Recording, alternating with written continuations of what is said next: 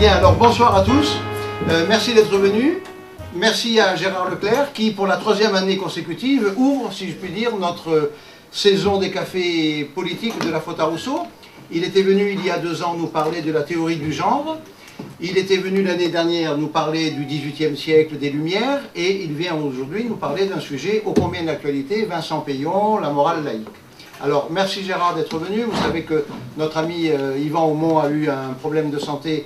On en avait parlé dans la faute à Rousseau. J'avais chargé Gérard de lui transmettre nos plus fraternelles pensées. Il l'a fait et je l'en remercie. Je remercie dans la salle 2 de nos rédacteurs réguliers, Louis-Joseph de Langlade, qui tous les lundis nous propose une chronique sur l'actualité nationale ou internationale, et également Champsor, qui, de la même façon, traite soit de sujets sur l'Irak, la Chine, la Syrie, la Tunisie, l'Égypte, etc., ou au contraire des sujets plus, dirait-on, thématiques, comme l'eau, le pétrole et les conflits qu'ils peuvent provoquer, la démographie, le terrorisme, les génocides, etc., et qui nous fera cette semaine un papier sur l'Irak, et la semaine prochaine un papier sur le dernier Michel Tribala, Assimilation, la fin, l'échec du modèle français. Alors il y a un mois, nous étions avec Hilaire de Crémier et Jacques Trémollet de Villers pour notre réunion de rentrée, et la conclusion de Jacques Trémollet de Villers, je la recite juste, elle est très courte: aujourd'hui tout est possible, même le meilleur. Bien, alors je vais être bref parce que vous le remarquez, nous sommes dans une période de changement là, nous avons quitté l'ancien café, avant de rechanger peut-être un. Bref, nos prochains rendez-vous, c'est le mardi 3 décembre à Aix-en-Provence. Vous savez qu'à Aix-en-Provence, le café Actualité a lieu le 1er mardi de chaque mois, c'est facile.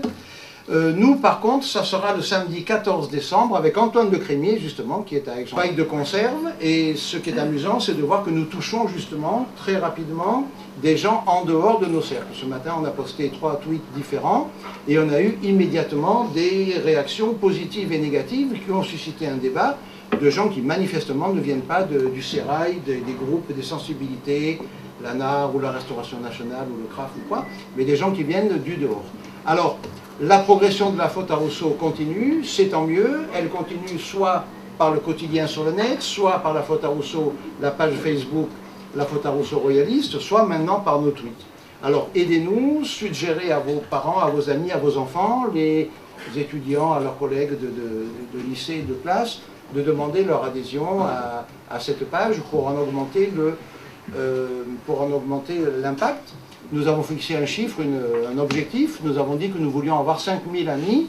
On arrive bientôt aux 2500. C'est-à-dire qu'en un peu plus d'1 an d'existence, on est presque aux 2500 amis. Bon, ça n'est jamais assez rapide. Il ne faut pas s'en satisfaire, mais on peut quand même être satisfait malgré tout. Voilà, je suis très bref parce que nous devrons laisser la salle après. Je passe donc tout de suite. Jean, je n'ai rien oublié. Les prochains rendez-vous, donc, le samedi, alors, mardi 3 pour Aix, mardi 3 décembre pour Aix, samedi 14 décembre pour Marseille, Antoine de Crémier, et puis, d'ores et déjà, le 21 janvier. Alors, Gérard, je te passe la parole et tu veux parler de notre très cher ami Vincent Peillon. Oui, je dirais que, quand même, Vincent Peillon est un petit peu un prétexte. Sa pensée vaut la peine d'être analysée. Mais je crois que c'est surtout l'occasion de reprendre des questions très générales qui touchent à l'histoire des idées, qui touchent à l'actualité, qui touchent à la philosophie politique. Il se trouve que Vincent Peillon est un animal assez rare en politique. Tout moins, au Parti Socialiste, oui, il est agrégé de philo. Parmi les dirigeants du Parti Socialiste, je ne connais pas beaucoup d'agrégés de philo. Il a fait, chez moi, il a fait sa thèse, je crois, sur Merleau-Ponty, sur Maurice Merleau-Ponty, qui est un philosophe tout à fait estimable. Moi, je pense que la phénoménologie de la perception est un des grands livres philosophiques du XXe siècle, et moi, je donnerais tout, la phénoménologie... la perception pour Sartre, enfin pour toute la philosophie de Sartre, pour ça c'est très nettement supérieur. Donc, si vous voulez, je ne serais pas tenté de faire un mauvais procès à Vincent Peillon. Je dis que c'est un philosophe. En choisissant Merleau-Ponty, il a fait un excellent choix. Seulement, il se trouve que Vincent Peillon a une passion passions. Il faut avoir des passions dans la vie. Je pense que les gens qui n'ont pas de passion sont des gens tristes, sont des gens sans idéal, etc. Or, Peillon a visiblement une passion depuis toujours, je dirais, c'est l'éducation nationale.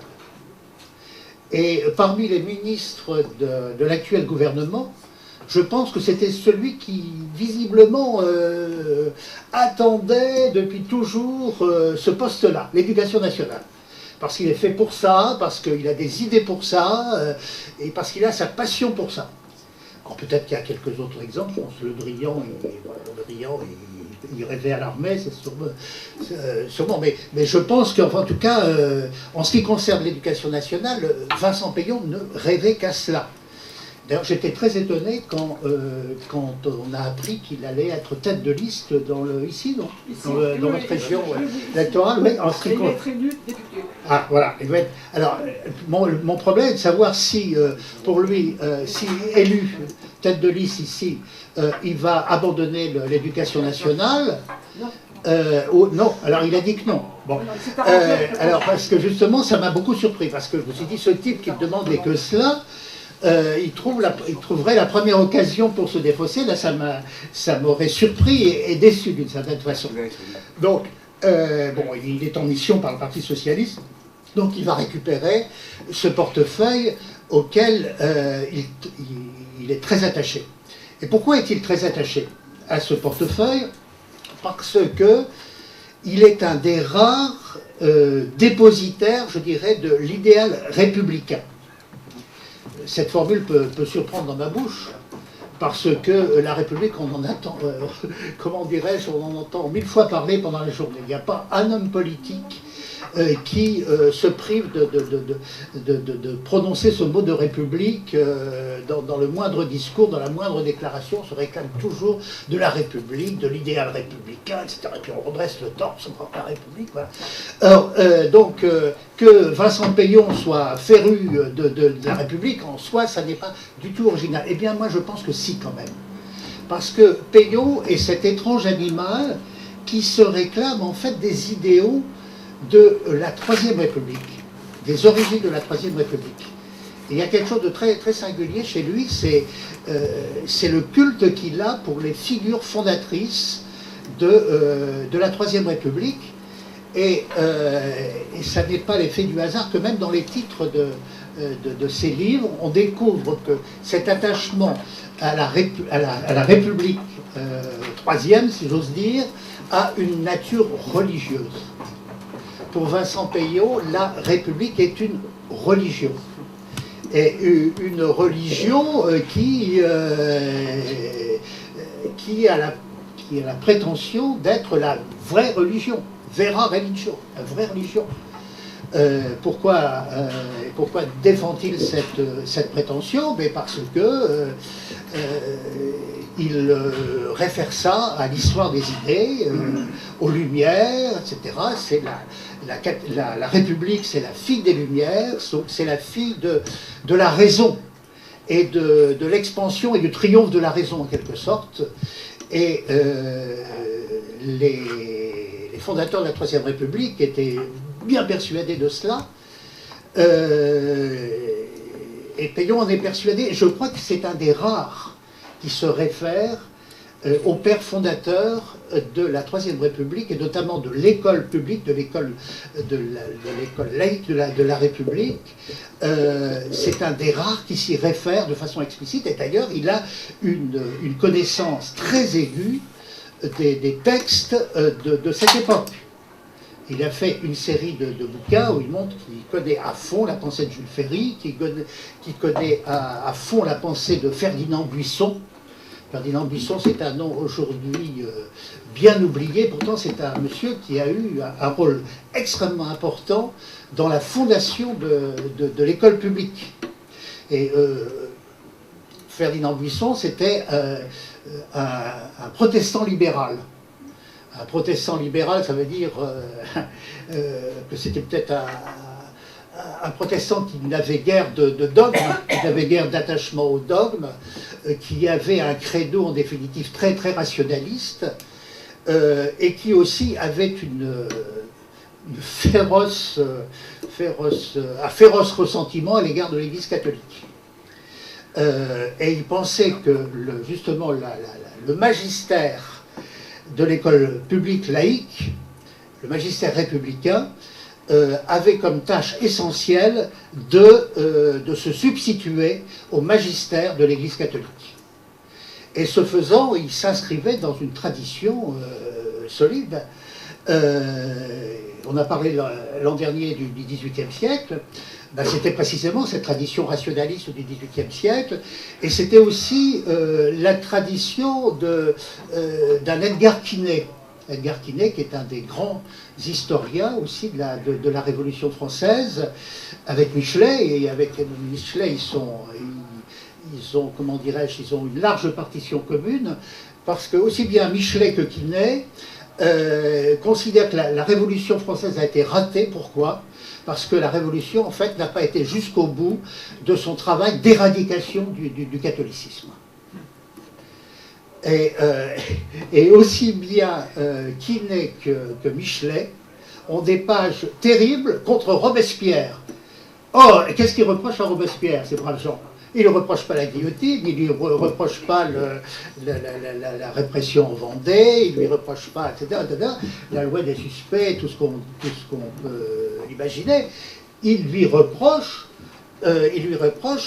d'avoir arrêté la révolution culturelle de l'an 2, révolution culturelle dont le projet était l'éradication absolue du catholicisme, et même plus que le catholicisme, parce que vous savez que cette révolution culturelle, la Révolution française, a fermé tous les lieux de culte en France. Pas seulement les églises catholiques. Les temples protestants à l'époque ont été fermés. Les synagogues, ce qu'il y avait comme synagogue aussi en France, ont été fermées. Donc on avait affaire à une entreprise radicale pour Robespierre a arrêté cette entreprise, et ça a été la fameuse cérémonie de culte à l'être suprême, parce qu'il y avait d'athées, etc. dans la révolution culturelle de l'an 2 était insupportable à Robespierre. Quinet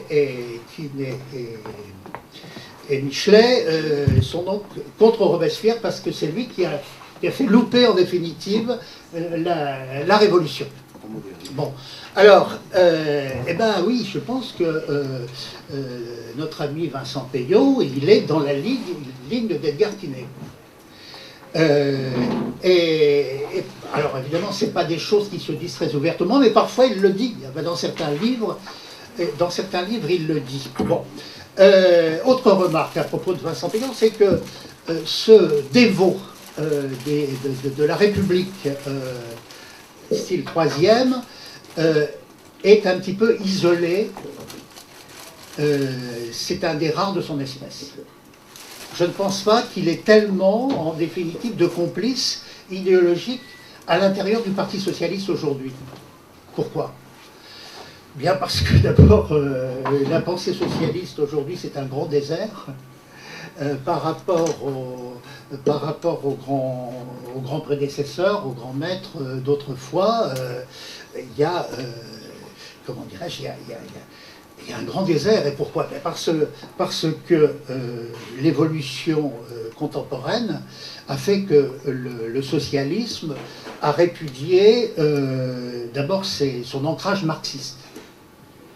Alors, les socialistes étaient souvent des marxistes modérés, sinon honteux, mais l'évolution récente, et notamment le grand tournant de la rigueur de 83 sous François Mitterrand, fait qu'il y a eu une rupture du Parti socialiste par rapport à son ancrage marxiste.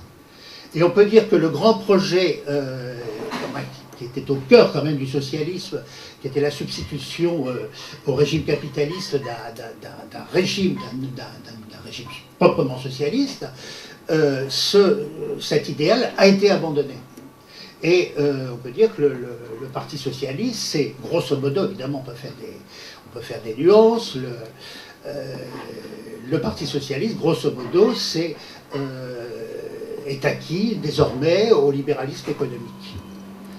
Et d'ailleurs, ce faisant, il s'est inscrit dans l'histoire contemporaine de la social-démocratie. Vous savez que les Allemands, les Allemands au congrès de Bad Godesberg, donc très tôt, je crois que c'est la date des années 50, avait répudié toute référence au marxisme. Il a fallu en fait attendre les années 80 pour que le Parti socialiste imite le Parti social-démocrate allemand. Donc, qu'est-ce qui reste de l'idéologie du PS après la répudiation, en gros, de ce marxisme? On se bat les flancs pour définir, en fait, la pensée sociale aujourd'hui. Il y a on pourrait à une référence au socialisme utopique de Proudhon, etc., pas Simon, etc., ce qui n'est absolument pas le cas. Alors là-dessus, moi je trouve ça, aussi ça a déjà fait d'ailleurs, la lecture de Jean-Claude Michéa. Jean-Claude Michéa qui est un prof de philo génial, à Montpellier, un médecin qui se montre très bien, mais qui a écrit des livres absolument géniaux sur la culture de la gauche. Alors lui, pour lui, la gauche c'est de la gauche.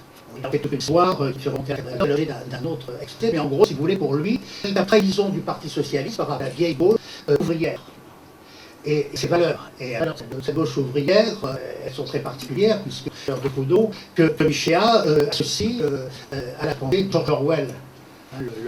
Orwell qui met en valeur des concepts communes d'essence. C'est la grande de George Orwell, de fonder la société sur ce qu'il appelle la commune d'essence, c'est-à-dire une espèce de morale fondamentale, et une morale fondamentale qui est vécue, je dirais, à la base de la sociabilité, au cœur même du lien social. Non pas au sommet, mais pour Michéa, en fait, la vie sociale, elle se vit à la base, dans les relations, dans les relations familiales, dans les relations de proximité, dans les relations de rue, de quartier, etc.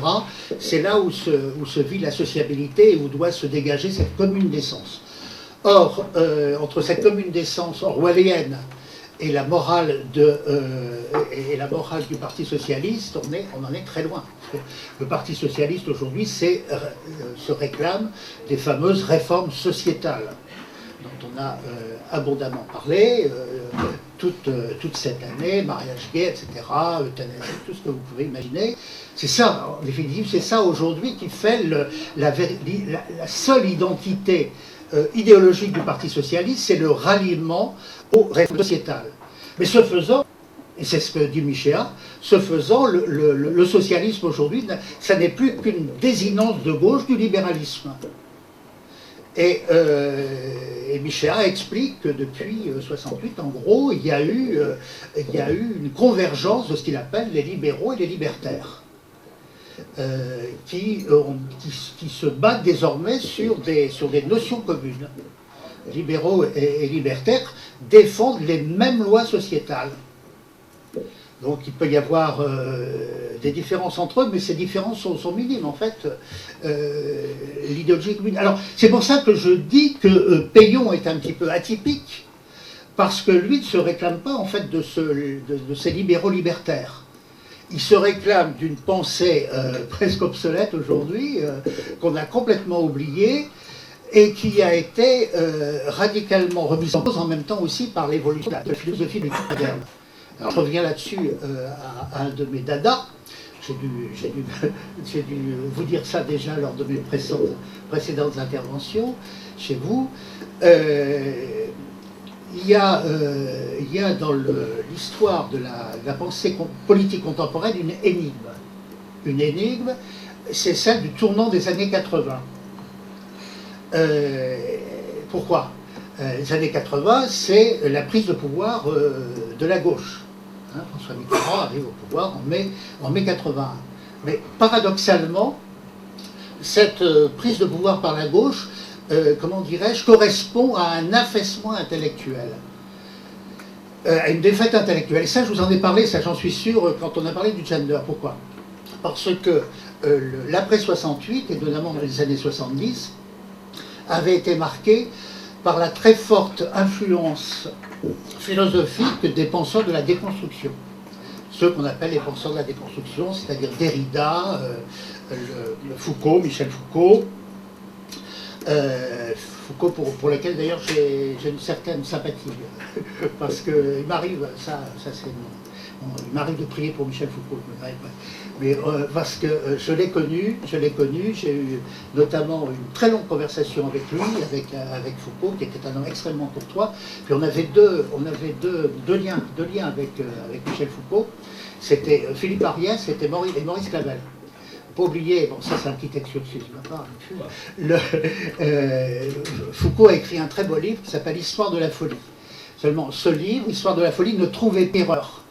Et elle fait tout le tour des maisons d'édition de Paris, on lui refusait, et le seul éditeur qui a accepté, c'est Philippe Ariès. C'est Philippe Ariès qui a publié Histoire de la folie chez Plon. Il était directeur de collection chez Plon. Et puis alors, Maurice Clavel, pour d'autres raisons, je ne développerai pas ce soir. En tout cas, Foucault, Deleuze, Derrida, etc., sont les penseurs phares des années 70, qui commencent à inspirer une certaine pensée politique, mais je reviendrai peut-être là-dessus à la fin. Et il se trouve que cette pensée politique, elle est plutôt radicale, radical, non pas au sens du radical socialiste, presque au rebond parce que c'est un véritable radicalisme qui conteste tout, qui veut complètement déconstruire la société, déconstruire notamment la cellule sociale, l'Oedipe familial. C'est tout l'objet du livre de Deleuze et de Guattari qui s'appelle l'Anti-Oedipe. C'est une violente charge contre Freud, qui a fait de l'Oedipe précisément le dispositif essentiel de la société.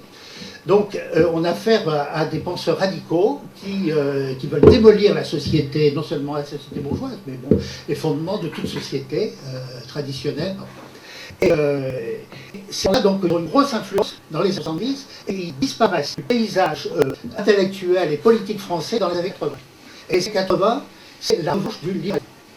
La revanche du libéralisme politique, c'est le retour à Tocqueville. Ce bouquin est intéressant, mais tout à fait actuel. C'est le retour à Tocqueville et c'est la déconstruction de l'idéologie républicaine sous un biais tout à fait redoutable qui est le biais historique. C'est le triomphe de l'école dirigée par François Furet, qui va démolir toute l'historiographie classique de la Révolution française, en imposant une lecture libérale, et même parfois plus que libérale, puisque Foucault se réclame d'un auteur tout à fait réactionnaire, qui est Augustin Cochin. C'est à ce moment-là, c'est François Furet qui ressuscite Cochin, qui était un bien particulier de l'action française. Donc à travers Tocqueville, à travers Cochin, etc., Furet met à mal l'historiographie de la Révolution française et il explique des choses terribles. Il explique notamment que le ver est dans le fruit dès 89. Les principes de l'emballement de la terreur sont déjà présents aux origines de la Révolution. Et donc le culte que l'on a pour la Révolution, eh bien, c'est un culte qui est à revoir, parce qu'en définitive, c'est sous-jacent dans la pensée de Furet. En fait, le jacobinisme est à l'origine des grands totalitarismes modernes, et notamment du totalitarisme soviétique communiste. Avec le dernier grand livre de Furet sur le communisme, et ce point de vue-là, c'est la phase conclusive Et avec Jacques Julliard, qui est un homme de gauche, la seconde gauche, que je connais très bien, est un ami par ailleurs, avec Jacques Julliard et Pierre Rosanvallon, Furet va écrire un petit livre manifeste qui s'appelle « La Révolution française est terminée ».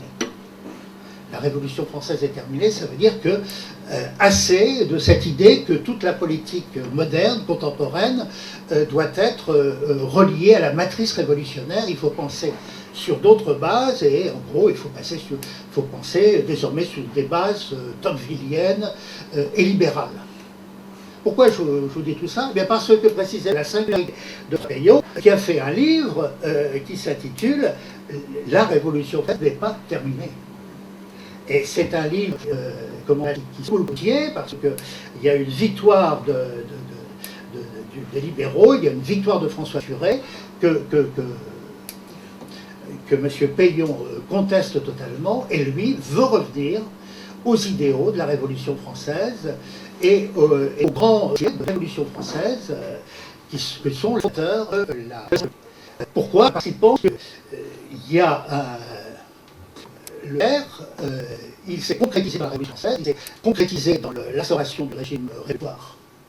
Et tous ces idéaux, il faut les faire revivre.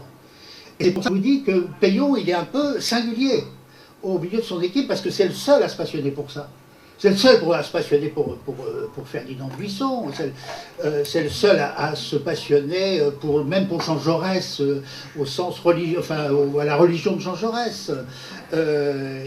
Et c'est le seul à croire en définitive qu'il va pouvoir ranimer l'école publique, rendre une âme à une école publique en déliquescence, en usant dans cette école tous ces idéaux dont je viens de parler, c'est-à-dire en gros les idéaux de la Révolution française et de la Troisième République. Alors ses copains, ils le laissent faire. Pourquoi ils le laissent faire? Parce qu'il y a un grand vide en fait.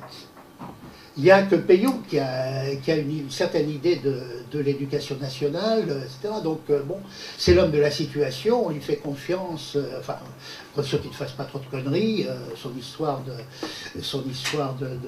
la semaine, je ne sais pas quoi, les 4 jeudis et tout, bon, ça peut lui valoir quelques problèmes, donc il ne faut pas le gouvernement a suffisamment sur le dos pour pas qu'il en rajoute, mais s'il ne fait pas trop de bêtises, bon, eh ben, on lui fait confiance. Ceci dit, on ne le suit pas. Pourquoi on ne le suit pas? Parce que ce système, j'ai défini très, très grosso modo, enfin, ce système de Jules Ferry, on va y revenir, en fait, il s'est cassé la gueule, pardon, il a complètement éclaté. Et il a complètement éclaté quand? En 68. Parce que je vous ai dit que le système de Jules Ferry n'était pas un régime, est un système libertaire. C'est un système coercitif, c'est un système moral, c'est un système kantien. Et Kant n'est pas rigolo, hein, la morale de Kant, c'est pas une morale de rigolo, c'est une morale de la conscience, des impératifs catégoriques extrêmement rigoureux. Bon, tout ça, ça s'est cassé en 68. D'ailleurs, c'est en 69 que dans les écoles publiques, notamment dans les écoles, à l'école primaire, on a abandonné l'enseignement de la morale. Vous êtes peut-être tous plus ou moins les enfants d'école publique. Moi, non, mais ceux qui ont fait l'école publique, moi j'ai fait la moitié, en gros j'ai fait une bonne partie de mon primaire dans le public. La journée de classe commençait par la morale. L'instituteur, avec sa magnifique écriture, écrivait une phrase, qui était une maxime morale. Hein, il faut, enfin, je sais pas quoi, en gros, ça pouvait dire père et mère, tu honoreras. Enfin, c'est peut-être pas comme ça aussi. Enfin, cette morale, c'est vrai que bon, c'était la morale commune. C'était une morale qui souvent était très de la morale chrétienne. C'est d'ailleurs ce que Sartre, Jean-Paul Projet, Sartre a fait une conférence très célèbre qui était dans une petite brochure qui s'appelle L'existentialisme est un mythe. Dans cette petite brochure, Sartre s'attaque vigoureusement de la morale biblique. Il dit que tout simplement c'est la laïcisation de la morale chrétienne.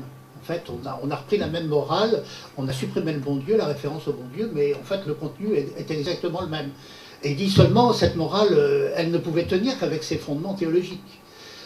On a prétendu supprimer les béquilles, parce que peut-être, je sais pas, ou ce qu'on appelait peut-être les béquilles théologiques, mais en fait c'est la même, le contenu est le même. Or, cette morale-là, qui était la morale de tous, elle n'était plus enseignable après 68 ou dans les 60s, dans la civilisation des 60s. Pourquoi? Parce qu'on n'était plus d'accord.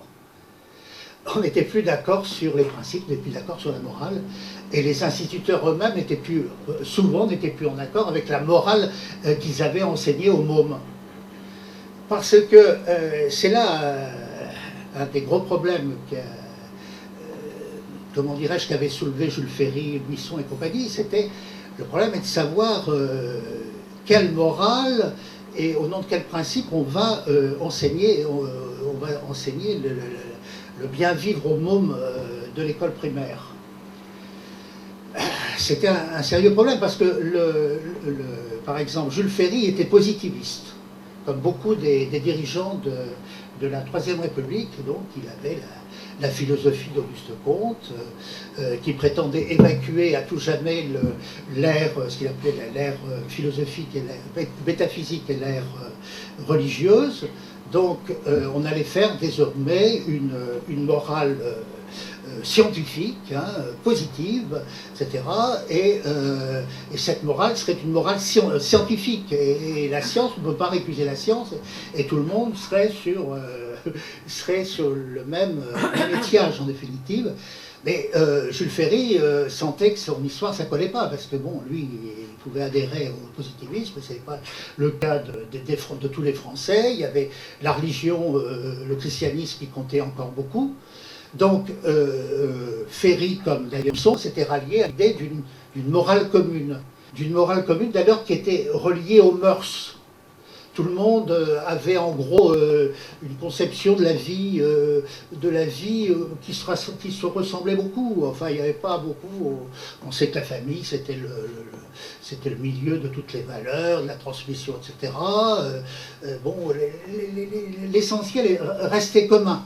Donc, ce qu'a voulu Ferry et Buisson à ce moment-là, c'est faire une morale qui pourrait avoir l'assentiment de tous. Et vous connaissez sans doute la fameuse lettre de Jules Ferry aux instituteurs. Un texte extrêmement, et justement celle-là à juste titre, je crois, parce que c'est un texte très important et très intéressant, où Ferry explique aux instituteurs que lorsqu'ils parlent à leurs élèves, ils ne doivent en rien heurter leur conscience et la conscience de leurs parents. Il faut être extrêmement rigoureux quand vous parlez aux enfants. Il faut que personne ne soit choqué, ne soit atteint dans ses propres dans ses propres valeurs. Il y avait une volonté comment dirais-je, de rassemblement, d'union morale. L'union morale, c'est un terme de l'époque. Je crois que c'était Desjardins qui avait fondé l'union morale. En tout cas, c'était ça l'idée. Fonder une morale commune à partir d'une sorte de communauté de mœurs, si vous voulez. Or, les 60s, ce qui s'est passé en mai 68, etc., c'est le contraire de ça. C'est la fin de la communauté de mœurs. Et a fortiori, c'est la fin de la communauté de conviction. Et donc l'enseignement public va tirer la conclusion pratique de tout cela, c'est qu'il n'est plus possible d'enseigner la morale aux mômes à l'école publique. Pourquoi? Parce qu'on n'est plus d'accord. On n'a plus de mœurs communes, on n'a plus de convictions communes, donc enseigner la morale n'est plus possible, n'est plus un projet envisageable. Donc on supprime l'enseignement de la morale à l'école. Et puis, plus de 40 ans passés, et Vincent Peillon veut réintroduire la morale à l'école. Alors, je lui souhaite bien du plaisir, parce que c'est pas fait encore. Il va mettre des commissions en route, parce qu'il sait bien que un tel projet, il retrouve les problèmes de Jules Ferry, le problème du consensus. Il ne faut pas que cette morale commune, précisément, soit récusée par certains. Donc, il faut essayer. Comment va-t-on refaire du consensus à partir d'une société profondément éclatée, profondément divisée? Bien, lui pense que c'est quand même au retour à la tradition républicaine, à la tradition ferriste, etc. Ce en quoi il se fait, à mon sens, de grandes illusions. Et il faut ajouter à cela que, évidemment, la situation de Peillon, si proche soit-il des grands ancêtres, la troisième, elle n'est pas la même. Je ne sais pas ce que Jules Ferry aurait pensé du mariage gay. Je pense que ses cheveux se seraient hérissés sur son crâne, comme beaucoup de l'époque. Donc, la question précisément aujourd'hui, c'est c'est de s'adapter à ces mœurs nouvelles et à faire entrer dans la morale commune ces mœurs nouvelles. Donc vous voyez qu'il y a un aggiornamento à faire même de la pensée républicaine classique, et cet aggiornamento, il ne va pas du tout de soi. Là, Peyon, il se heurte à des difficultés pratiques, mais aussi théoriques, tout à fait redoutables. Bon. Je voudrais arrêter un peu sur Vincent Peyon, si vous voulez, parce que, bon, on pourra reparler de ses idées, etc. Mais à partir de Peyon, je voudrais, comment dirais-je, tracer quelques grandes lignes de réflexion de philosophie politique. Notamment sur la question de la laïcité. La laïcité, elle est au cœur de la pensée de Peyon, elle se rattache à la tradition républicaine, mais vous savez quel est le péché originel de cette notion de laïcité. Le mot, d'ailleurs le concept est purement français, le mot de laïcité est intraduisible dans la plupart des autres langues du monde. Le concept de laïcité est purement français, il est inhérent à la philosophie de la Troisième République. Et ce mot en plus, il est porteur d'une ambiguïté foncière. Qu'est-ce que c'est que la laïcité? Est-ce que la laïcité, c'est, comment dirais-je, c'est très classiquement l'indépendance du politique par rapport au spirituel? C'est une vieille notion chrétienne, la séparation des domaines spirituels et temporels. On pourrait dire que la laïcité, c'est une nouvelle façon de concevoir ce partage du champ spirituel et du champ temporel. Oui, mais l'ambiguïté foncière de la laïcité à la française, c'est que c'est ça et c'est en même temps autre chose. Et cette autre chose, c'est quoi? C'est Vincent Peyon, c'est-à-dire c'est la prétention de faire de la République et de la laïcité une religion certes rationnelle, mais qui se substituerait aux autres. Et il y a là une sorte de scandale, si vous voulez. C'est que, alors que la laïcité aurait la prétention de libérer le champ social, pour permettre la pluralité des pensées, le pluralisme, etc. En fait, il y a le laïcisme qui est là pour imposer une idéologie, une religion commune à la société. C'est ça l'ambiguïté foncière de la laïcité à la française. Et cette laïcité, eh bien, pour la comprendre dans ses fondements philosophiques, eh bien, je vous renvoie à ma conférence de l'an dernier. Ma conférence de l'an dernier qui montrait comment il y avait une tradition philosophique au XXe siècle de nature matérialiste qui s'était répercutée au XIXe avec les idéologues et les positivistes et le positivisme, et que c'est là que s'était fondée précisément cette pensée rationaliste, matérialiste souvent, etc., qui avait donné son fondement à la pensée républicaine et laïque. Alors, je vous ai dit aussi que l'an dernier, que les choses étaient plus compliquées parce qu'en fait, on pouvait distinguer au cœur même du XVIIIe siècle une double tradition.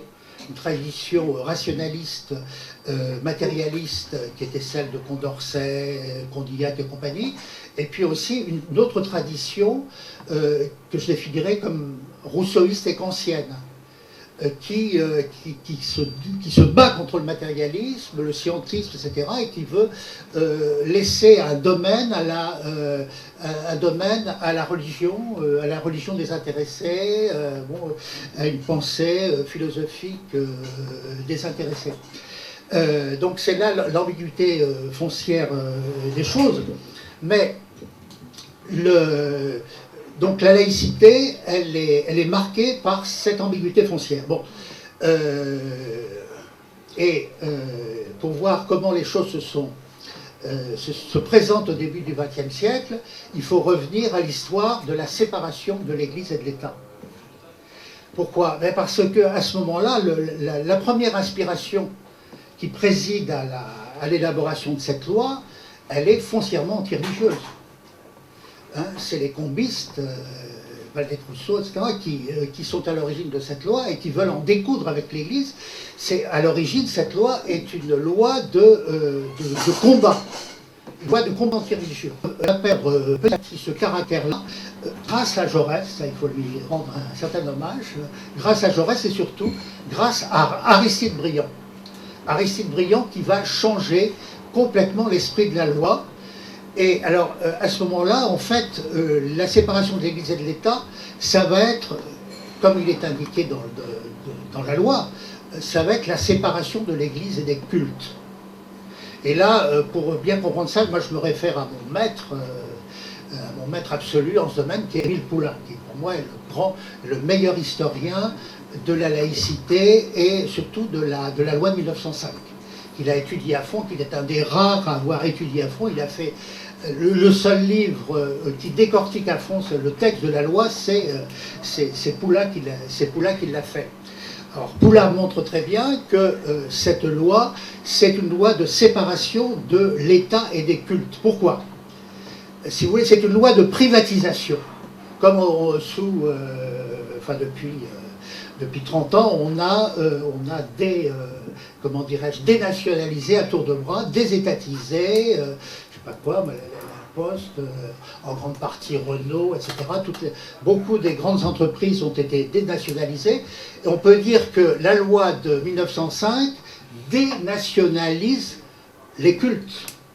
Parce que le culte, sous régime napoléonien, était un service public, comme la Poste. Quasiment comme la Poste, comme l'armée, comme la sécurité sociale, tout ce que vous pouvez imaginer. Le culte, les églises, les religions étaient publics. Et les ministres de ces cultes étaient des fonctionnaires, payés comme des fonctionnaires, avec le régime des fonctionnaires. Donc la loi de 1905, elle désétatise, elle dénationalise les cultes, qui sont désormais renvoyés à leur autonomie totale, avec quelques bémols. D'ailleurs, tout à fait intéressant et important. Les bémols, c'est que bon, l'État entretient les cathédrales. L'État entretient les cathédrales de France construites avant 1905. Les communes entretiennent les églises construites avant 1905. Donc, quand il est précisé dans la loi que la République ne reconnaît ni ne salarie, enfin ne subventionne aucun culte, il y a des bémols importants. Hein. Il y a des bémols très importants, parce que bon, ça, je vous dis, les églises, et puis il se trouve aussi qu'il y a le système d'Alsace-Lorraine, il y a la Lorraine-Moselle-Land, il y a aussi les territoires d'outre-mer qui ne sont pas du tout au régime de 1905, etc. Donc vous voyez que c'est ce que montre très bien Poulain, et il dit que d'un principe en fait d'hostilité, on est passé en fait à une pratique et à une prudence en fait. Si vous voulez, je ferai une distinction fondamentale entre la laïcité idéologie et la laïcité prudentielle. C'est-à-dire la laïcité prudentielle, c'est la loi de 1905 qui organise les cultes. Dès lors que les cultes sont libérés de toute tutelle de l'État, comment on va organiser les relations entre la République et les cultes, hein? Donc, à partir de 1905, en fait, l'idéologie laïciste va tendre à s'estomper, même s'il y a encore des borrés, etc., s'il y a encore des flambées, il n'empêche que la pratique, en fait, amène à une sorte de pacification des relations entre l'État et les cultes. Mais il n'empêche qu'il y a des gens qui restent très fermement accrochés aux vieilles bagarres, hein, les gens de la libre pensée et compagnie. Ce qui était assez drôle, c'est quand il y a eu la fameuse cérémonie sous Mitterrand au Panthéon, qui était une cérémonie très étrange, il y avait des gens de la libre pensée qui étaient là en colonne couvrée, comme dirait l'autre, parce qu'ils espéraient que le retour de Mitterrand, précisément, ce serait le retour à cette laïcité pure et dure. Qui était quand même un des motifs idéologiques fondamentaux de la gauche. Et c'est pour ça que tant de gens à gauche ont mis leurs espoirs dans la notion de grand service public, de réunification de l'enseignement, qui a mis fin, d'ailleurs, le projet qui a été mise à mal par les manifestations que vous savez, et que le président a fini par renoncer. Donc c'est à ce moment-là, cette période 81-84, c'est la dernière grande flambée laïciste où certains ont cru qu'on allait revenir sur la loi de Bray, etc., et qu'on allait pouvoir revivre une laïcité pure et dure. Alors, en fait, c'est un petit peu le contraire qui s'est passé. Mais les choses sont plus compliquées, parce que moi, c'est des choses que j'ai vécues de très près. J'ai même eu comment dirais-je, la seule rencontre que j'ai eue avec le président Mitterrand à ce propos. Je pourrais vous raconter ça si ça vous amuse. Donc, donc il y a eu cette flambée des années 81, 80, 84, mais qui a vite retombé. Et il a fallu attendre Vincent Peillon pour qu'on essaye de revenir à cette idée-là. Mais encore une fois, Vincent Peillon, il est très timide. Il est pas timide, Peillon, mais il est surtout très isolé. Et comment formaliser son projet, etc. En fait, il se bat un peu les flancs. Et moi, je suis très sceptique sur ce projet de reformuler une morale commune. On s'aperçoit que c'est pas possible aujourd'hui, il n'est plus possible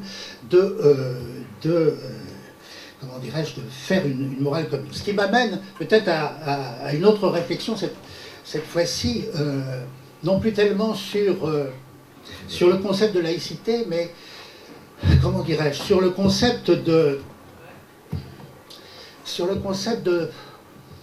coexistence des différentes familles spirituelles dans un pays éclaté, dans une civilisation éclatée.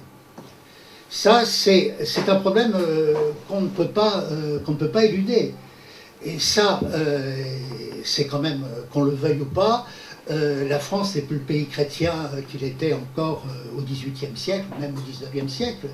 Donc on est dans un pays où il n'y a plus d'unité mentale, morale et tout ça, et ça pose des problèmes énormes. On a essayé, on ne peut plus les résoudre, comme l'avait fait Jules Ferry, comme je vous ai dit, à partir d'une unité de mœurs, d'une unité de fait.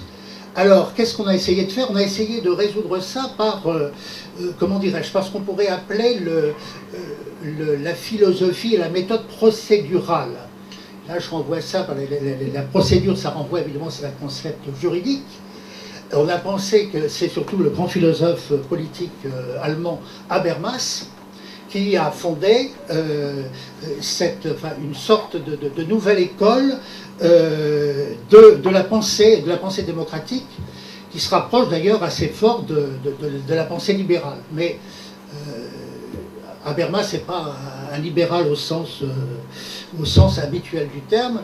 Quel est le fond de la pensée d'Habermas? C'est de dire que dans un pays où les familles spirituelles sont divisées, il pouvait y avoir d'accord qu'à partir d'un débat ordonné. Et d'un débat ordonné, si vous voulez, un petit peu à partir de procédures qui ressemblent un petit peu à celles qu'il y a dans le domaine du droit, dans le domaine juridique.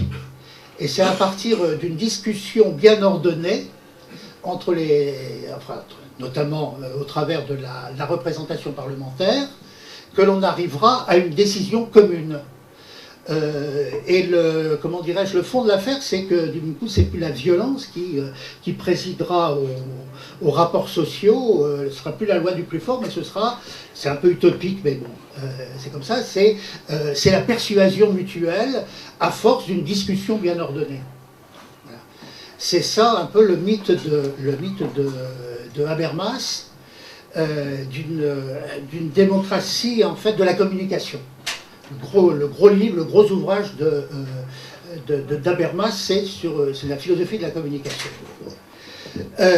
Seulement Habermas lui-même, et je vais finir là-dessus, après on pourra discuter, Habermas lui-même est conscient des limites de son système. Parce que cette discussion bien ordonnée, elle n'est possible que dans la mesure où il y a un minimum de principes communs. Alors, lui, ses principes communs, c'est la rationalité élémentaire, disons. Hein. C'est les principes de la raison. Il faut que les arguments échangés soient audibles par tous. Hein. Il y a un minimum donc comment dirais-je, de conditions, de possibilités du débat. Donc, ce qui fait par principe, on écarte tout ce qui est de l'ordre de la tradition et de l'ordre de la croyance et de l'ordre de la religion. On se situe donc dans le domaine de la pure rationalité. Mais Habermas a considérablement amodié son propre système.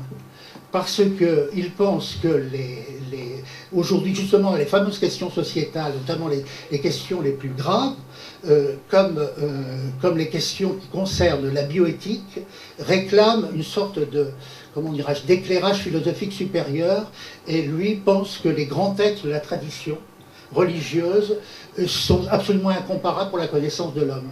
Et il dit qu'on ne peut pas se passer notamment de la Genèse, de ce grand livre inaugural de la Bible pour penser l'homme. Donc il pense qu'il faut recourir à une anthropologie supérieure dont les textes sacrés nous donnent en quelque sorte l'alphabet, et aucune tradition philosophique ne pourra se substituer aux grandes traditions religieuses.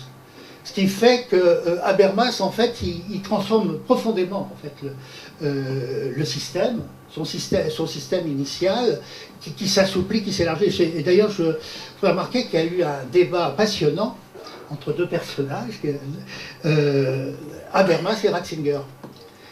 À ce propos, avant que Ratzinger soit pape, il a fait un grand débat là-dessus avec Habermas, et ce débat a montré qu'ils avaient vraiment beaucoup de choses en commun. Et je ferai aussi, pour terminer, alors cette fois-ci vraiment pour terminer, je ferai référence à un grand philosophe moderne, contemporain américain, qui est John Rawls. John Rawls, qui est un penseur libéral aussi, et qui a fondé toute sa philosophie politique sur l'idée kantienne de la justice. Lui aussi, il commence en fait un petit peu avec les présupposés d'Habermas, qui sont des présupposés rationalistes. C'est-à-dire que, alors, avec la théorie de la justice de Rawls, c'est de dire qu'on peut se mettre d'accord sur le terrain politique, sur le terrain de la cité, qu'en se mettant d'accord sur les principes de la justice. En gros, de la justice distributive, si vous voulez, une certaine égalité, pour que tout le monde soit traité le mieux possible, etc. Donc, on va s'entendre sur ce qui est juste. Mais par contre, on ne peut pas s'entendre sur ce qui est bien et sur ce qui est vrai. Pourquoi? On ne peut pas s'entendre sur ce qui est bien et sur ce qui est vrai, parce que le vrai et le bien, en fait, ils dépendent de systèmes philosophiques ou de religions très élaborées. Et dans le langage de Rawls, il parle de doctrine compréhensive. Doctrine compréhensive, c'est-à-dire des doctrines qui englobent le tout de la vie humaine et qui donnent le sens de la vie humaine. Donc, vous voyez, Rawls fait un partage entre ce qui est le domaine de la justice distributive, qui est le domaine proprement politique, et par ailleurs le domaine de compréhensif qui regarde en fait le sens des finalités humaines. Et il dit qu'il faut faire une stricte séparation entre les deux. On pourra s'accorder dans une cité démocratique, libérale, sur ce qui est juste, mais on sera opposé sur ce qui est vrai, sur ce qui est bon. Alors lui aussi, pardon, il a amodié son propre système, et c'est là-dessus que je vous laisse, parce que ça pourra susciter notre discussion. Il a fini par dire que son système, en fait, il n'était pas possible, parce que Ricoeur lui avait déjà fait l'objection en disant il est très difficile de se priver de toute considération de vérité et de bien lorsqu'on parle de la cité. Bon, comment dirais-je, le code civil, bon, c'est un peu la morale quand même. Hein. Il n'y a aucun État qui peut se priver d'une morale pratique. Bon. Et du coup, ben, il faut bien définir un peu ce qui est bien, ce qui est mal. Bon. Alors, Rawls en a convenu, et il est arrivé à une sorte de ce qu'il appelle une sorte de consensus par recoupement. C'est-à-dire que chacun peut partir de ses convictions. On est bouddhiste, on est chrétien, on est je sais pas quoi, on est athée, etc. Tout le monde a ses convictions, mais la solution, c'est de trouver ce qu'il appelle des accords par recoupement. C'est-à-dire qu'on va pouvoir recouper, on va se mettre d'accord sur des objectifs pratiques, mais ces objectifs pratiques, ils ne sont pas en contradiction avec son idée du bien et du vrai. Hein? Chacun garde son idée de fond, mais on peut, en restant très rigoureux, en permettant à chacun d'être fidèle à son idée du vrai et du bien, on pourra quand même trouver les termes d'un accord par recoupement. Voilà. Donc, du même coup, Rawls rétablit, si vous voulez, le religieux qu'il avait et le philosophique qu'il avait exclu par principe. Et alors là, je rajoute un mot, ce sera vraiment ma conclusion.